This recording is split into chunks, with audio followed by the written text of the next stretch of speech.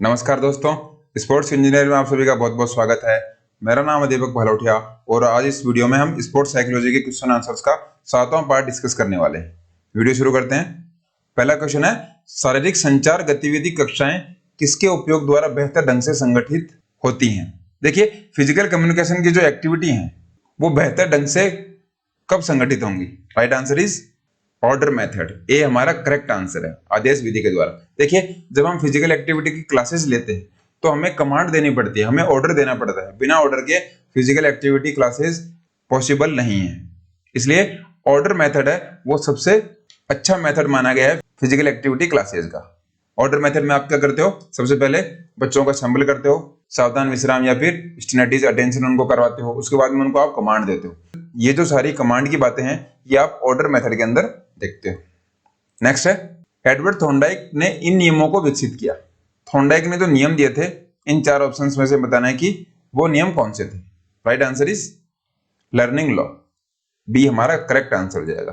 Thorndike ने अधिगम के नियम दिए थे, इसको हमें ध्यान में रखना है। इन नियमों के बारे में लास्ट वीडियोस में हमने बहुत डिटेल से डिस्कस कर लिया है, इसलिए अगला क्वेश्चन देखते हैं। मैक्लेलैंड द्वारा विकसित मानव व्यवहार विधि में प्रयुक्त संक्षिप्त रूप NACH किसके लिए प्रयोग किया गया? देखिए, मैक्लेलैंड नाम के एक मनोवैज्ञानिक हुए थे, उन्होंने NACH जो कि एक शॉर्ट फॉर्म है ह्यूमन बिहेवियर मेथड, जिसको कि मानव व्यवहार विधि बोलते हैं, उसके लिए प्रयोग किया गया। तो इसका मतलब क्या है? Right answer is drive to achieve. A हमारा करेक्ट आंसर है इसमें, ड्राइव टू अचीव उसको बोलते हैं। देखिए, मैक्लेलैंड ने और क्या क्या एब्रिविएशन दी थी? NACH हमने देख लिया, ड्राइव टू अचीव। इसके बाद में NAFF ड्राइव टू एफिलिएशन, और लास्ट है NPOW जिसको कि ड्राइव टू पावर बोलते हैं। ये तीनों आपको एग्जाम में कभी भी देखने को मिल सकते हैं। NACH के बारे में तो एग्जाम में क्वेश्चन आ चुका है, NAFF और NPOV। एफिलिएशन और पावर के बारे में आपको क्वेश्चन नेक्स्ट जो एग्जाम्स होंगे उनमें देखने को मिल सकते हैं, इसलिए इन तीनों का आप ध्यान में रखिए कि NACH, NAF और NPOW ये तीनों किसने दिए थे? मैक्लेलैंड ने दिए थे। नेक्स्ट है, निम्न में से किसने मनोविज्ञान को परिभाषित करते हुए कहा है कि मानव के व्यवहार तथा संबंधों का अध्ययन करना मनोविज्ञान है? देखिए, इन 4 ऑप्शंस में से हमें उस मनोविज्ञानिक का नाम बताना है जिन्होंने क्या कहा था कि मानव के व्यवहार और संबंधों का अध्ययन करना ही मनोविज्ञान है। Right answer is crow and crow. इन्होंने बहुत सारी डेफिनेशन दी है मनोविज्ञान के लिए, उनमें एक और ऐड हो गई कि मानव के व्यवहार तथा संबंध। इसमें भी देखिए 2 नाम है, व्यवहार और संबंध, 2 नाम और 2 आदमी, क्रो एंड क्रो। तो इसको भी आप इस तरीके से रिलेट कर सकते हो।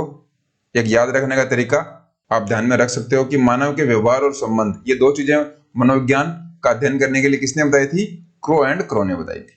नेक्स्ट है, यांत्रिक दबाव, ध्वनि इत्यादि भौतिक ऊर्जा के संदर्भ में उद्दीपन को किस मनोविज्ञान ने परिभाषित किया?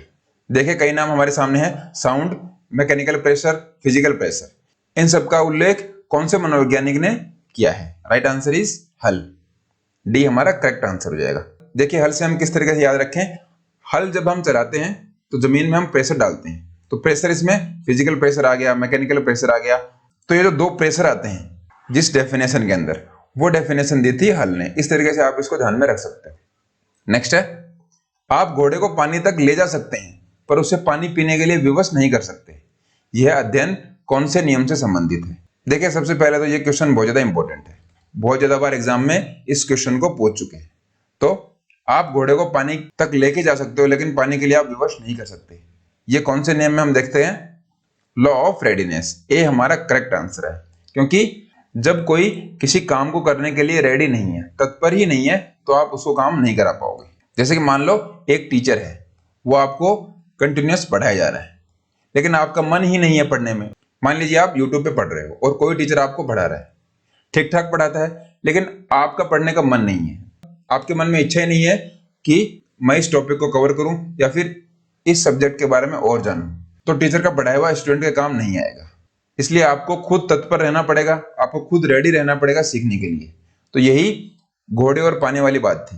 घोड़े पानी से इसको कैसे जोड़ सकते हैं? मान लीजिए आपके पास इंटरनेट कनेक्शन है, आप यूट्यूब भी चलाते हो, लेकिन आप वो चैनल नहीं देखते जो आपकी पढ़ाई के लिए जरूरी है। आप दूसरे टाइम पास वाले चैनल देखते हो जिनका आपकी पढ़ाई में बहुत बड़ा योगदान नहीं है। इस तरीके से आप इसको समझ सकते हो, घोड़े और पानी वाले एग्जाम्पल को। नेक्स्ट है, अनुभव के परिणाम स्वरूप व्यवहार में कोई अपेक्षाकृत स्थायी परिवर्तन को सामान्यतः खालिस्तान के रूप में जाना जाता है। देखिए, आपके व्यवहार में कोई परिवर्तन आता है अनुभव की वजह से, तो वो जो स्थायी परिवर्तन है उसको क्या बोलते हैं? Right answer is learning. A हमारा करेक्ट आंसर है। अधिगम इसको इसलिए बोलते हैं क्योंकि कोई भी आप व्यवहार करते हो और उसको कंटिन्यूअस करते जाते हो तो वो आपकी आदत में आ जाता है। आदत में आने के मतलब उसमें स्थायी परिवर्तन हो जाता है। मान लीजिए आप अच्छी सोसाइटी में रह रहे हो, अच्छे पॉजिटिव लोगों के बीच में आप रह रहे हो, तो आपकी सोच धीरे धीरे बदलती जाएगी और लगातार जब आप वैसे ही माहौल में रहोगे तो आप एक पॉजिटिव पर्सन बन जाओगे। इसलिए आप में जो परिवर्तन आया है, आपने क्या किया है? लर्निंग करी है। आपने पॉजिटिव थिंकिंग की लर्निंग कर ली और ये आप में एक स्थायी परिवर्तन आ गया। इस तरीके से आप इसको समझ सकते हो। तो ये जो स्थायी परिवर्तन है इसको ही अधिगम बोलते हैं, इसको ही लर्निंग बोला जाता है। नेक्स्ट है, अपने आप सीखने की सर्वोत्तम विधि कौन सी है? Best way to learn on your own. जब आप अपने आप से सीखते हो उसके लिए सबसे बेस्ट मेथड कौन सा है? Right answer is observation method. B हमारा करेक्ट आंसर है।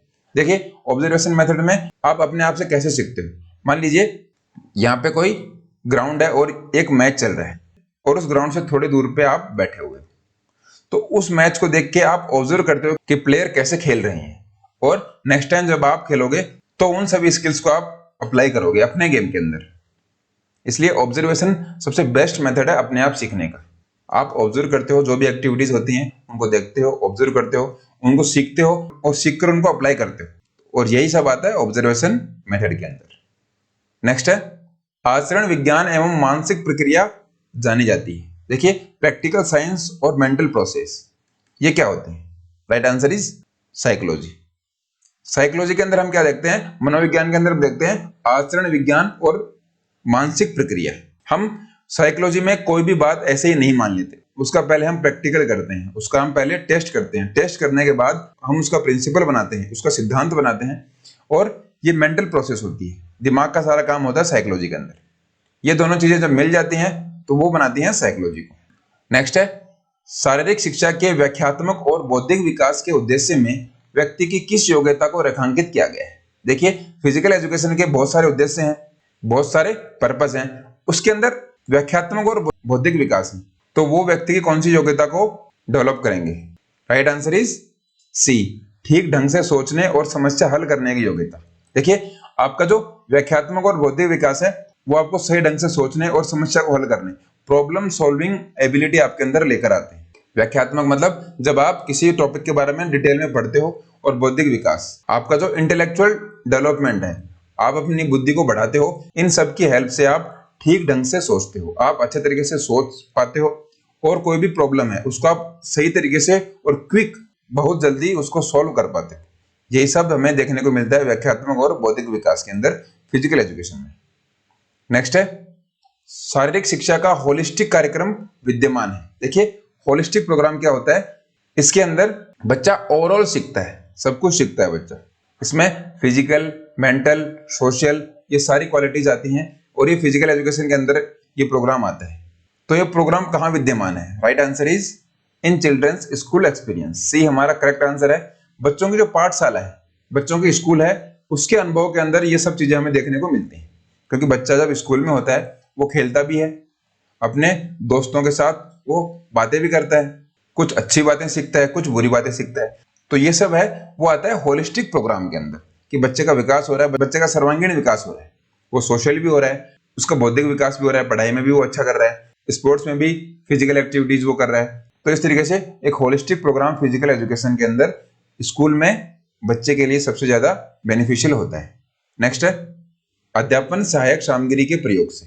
देखिए, टीचिंग एड्स हैं, जब आप पढ़ाते हो तो पढ़ाने के लिए जो आप इंस्ट्रूमेंट काम में लेते हो, जो कि आपको हेल्प कर रहे हैं पढ़ाने में, वो टीचिंग बिकम्स इफेक्टिव, अध्यापन को प्रभावकारी बनाते हैं। जैसे कि मान लो आप ये वीडियो देख रहे हो, तो इस वीडियो में आपके सामने हिंदी में क्वेश्चन है, इंग्लिश में क्वेश्चन है, इंटरनेट की मदद से आप अपने फोन या लैपटॉप में इस वीडियो को देख पा रहे हो। तो ये क्या हो गया? टीचिंग एड हो गई। ऑफलाइन में इतना पॉसिबल नहीं था कि एक साथ 4000 या फिर 10,000 इतने लोग एक साथ देख सकते हैं, वो ऑफलाइन में पॉसिबल नहीं था, लेकिन ऑनलाइन आप कर सकते हो। तो ऑनलाइन आप कर रहे हो, ये टीचिंग एड है, ये अध्यापन में एक सहायक सामग्री है, अध्यापन में मदद कर रही है। तो उससे क्या होता है, अध्यापन प्रभावकारी बनता है। प्रभावकारी बनने का मतलब, एक तो मान लीजिए आपको मैं बोर्ड पे पढ़ा रहा हूँ, तो बोर्ड पे पढ़ाने में और यहाँ पढ़ाने में क्या फर्क है कि बोर्ड पे मैं आपको बीच बीच में फोटोज दिखाता हूँ कि आप देख सकते हैं इस फोटो में ये इस तरीके से है। ये जो टीचिंग में हेल्प है ये बोर्ड पे नहीं हो पाती, लेकिन कंप्यूटर की मदद से ये हम अचीव कर पाते हैं। तो ये जो सारी चीजें हैं, ये जो हेल्पिंग इंस्ट्रूमेंट है, इनसे हमारी जो अध्यापन है, टीचिंग है, वो प्रभावकारी बनती है। आई होप आप समझ गए होंगे, सिंपल सा है। नेक्स्ट है, शारीरिक कौशल का सीखना संबंध रखता है।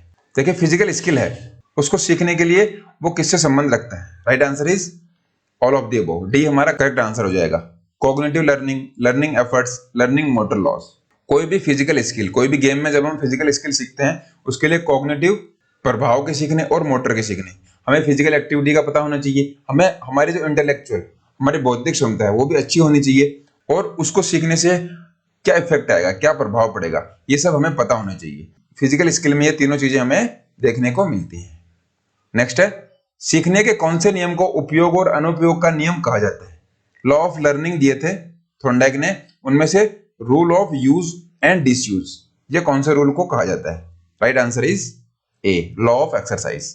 ए हमारा करेक्ट आंसर हो जाएगा। अभ्यास के नियम को बोलते हैं। इसके दो सब लॉ या फिर उपनियम भी हैं, जिनको कि उपयोग और अनुपयोग, यूज और डिसयूज का नियम बोलते हैं अभ्यास के नियम को। लास्ट क्वेश्चन है, यदि एक विशेष कौशल अधिग्रहण किसी दूसरे कौशल को सीखने में हस्तक्षेप करे तो इसे कहेंगे। देखिए कोई आपने स्किल सीख ली और उस स्किल को आप दूसरी जगह अप्लाई करने की कोशिश कर रहे हो, लेकिन आप नहीं कर पा रहे हो, उसके बीच में इंटरफेयर आ रहा है, बैरियर आ रहा है, उसको आप क्या बोलेंगे? राइट आंसर इज नकारात्मक स्थानांतरण, नेगेटिव ट्रांसफर बोलेंगे उसको। कोई भी स्किल को आप अगर दूसरी जगह अप्लाई कर पा रहे हो, उसको बोलते हैं सकारात्मक स्थानांतरण या फिर पॉजिटिव ट्रांसफर। लेकिन उसको ट्रांसफर नहीं कर पा रहे हो, उसके बीच में एक बैरियर आ गया, उसको बोलते हैं नकारात्मक स्थानांतरण। और शून्य स्थानांतरण, एक चीज आपने सीखी, उसका आप ट्रांसफर बिल्कुल ही नहीं कर पा रहे, उसको बोलते हैं शून्य स्थानांतरण। ये तीन टाइप के ट्रांसफर होते हैं, पॉजिटिव ट्रांसफर, नेगेटिव ट्रांसफर और जीरो ट्रांसफर। बहुत सिंपल से हैं। आई होप आपको समझ में आ गया होगा। तो चलिए दोस्तों, फिलहाल इस वीडियो में इतना ही। आई होप आपको वीडियो पसंद आया होगा। कमेंट्स में जरूर बताएं आपको वीडियो कैसा लगा। टेलीग्राम चैनल आप ज्वाइन कर लीजिए, सभी वीडियोस की पीडीएफ आपको वहां पर मिल जाएगी। स्पोर्ट्स इंजीनियर आपको टाइप करना है टेलीग्राम ऐप के ऊपर। यहाँ पर आप चैनल की नई अपडेट से भी जुड़े रह सकते हो। नेक्स्ट वीडियो में फिर मिलते हैं। बहुत बहुत धन्यवाद।